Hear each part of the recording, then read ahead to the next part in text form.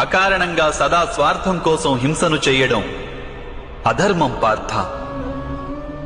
వాస్తవానికి అహింసయే పరమధర్మము. అహింసతో పాటు సత్యం, క్రోధం వహించకుండడం, త్యాగం, మనశ్శాంతి, నిందించకుండడం, దయాభావం, సుఖానికి ఆకర్షితుడు కాకుండడం, అకారణంగా ఏ కార్యము చెయ్యకుండడం, తేజం, క్షమ, ధైర్యం, శరీర శుభ్రత, ధర్మానికి ద్రోహం చెయ్యకుండడం, అహంకారం లేకుండా ఉండడం, ఈ గుణాలన్నింటినీ సత్వగుణ సంపద లేక దైవీక సంపదలని అంటారు. వీటి వలననే మనిషి పరమాత్మను అంటే నన్ను భక్తితో కొలుస్తాడు, తన జీవిత కర్తవ్యాన్ని నిర్వహిస్తాడు, ధర్మ సంస్థాపన చేయగలడు, అలాగే కర్మఫలానికై ఆశను త్యాగం చేసి జీవిస్తాడు.